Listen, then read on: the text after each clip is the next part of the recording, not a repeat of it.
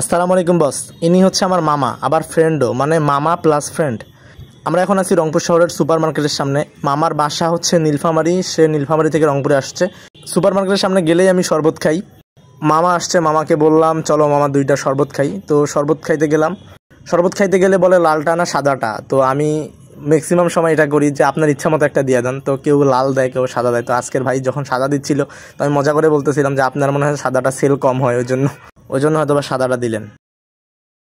শরবত খাইলাম, heavy taste. কিছুক্ষণ আগে রংপুরে বৃষ্টি হলো, তারপরেও শরবতটা হেভি মজা লাগতেছে। শরবত খাওয়া শেষ করে আমরা এখন ইজি ফ্যাশনে চলে আসলাম, যেটা পায়রা চত্বরে অবস্থিত।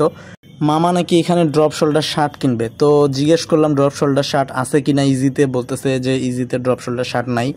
তারপর মামা একটা শর্টস দেখলো, শর্টসের দাম দেখে সে ভয় পাইছে, আর নিবে না। তো এখন আমরা সিদ্ধান্ত নিলাম সারাতে যাওয়া যাক। তো সারাতে যাওয়ার সময় মাঝপথে দেখলাম একটা জুতার দোকান। তো এখানে জুতাটা দেখলাম রাফ ইউজ করার জন্য ভালোই হবে।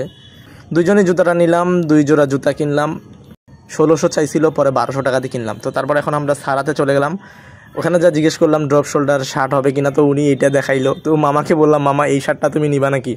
বলতেছে এই শার্ট আমাকে ফ্রিতে দিলেও নিব না।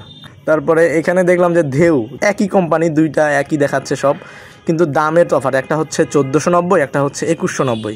তারপর গেলাম রাইজে হচ্ছে ভিডিও করার অনুমতি নাই। তো ওইখান থেকে একটা প্যান্ট নিলাম মামার জন্য। তারপর আমরা ডিমান্ডে চলে আসলাম। ডিমান্ডে এসে দেখি আবার 50% অফ তাদের, মানে যে কোনো প্রোডাক্টে 50% অফ। সেলসম্যান যারা ছিল তাদের সাথে একটু ফাজলামি করতেছিলাম যে ভাই আপনাদের বিক্রি কম হচ্ছে জন্য কি সবগুলো প্রোডাক্টে 50% অফ দিচ্ছেন? ওরা বলতেছিল ভাই বিক্রি বেশি হয়েছে জন্যই কোম্পানি অফ দিছে। এদিকে মামা 50% ডিসকাউন্ট পেয়ে একটার পর একটা শার্ট, একটার পর একটা টি শার্ট ট্রায়াল রুমে যে ট্রায়াল দিচ্ছে।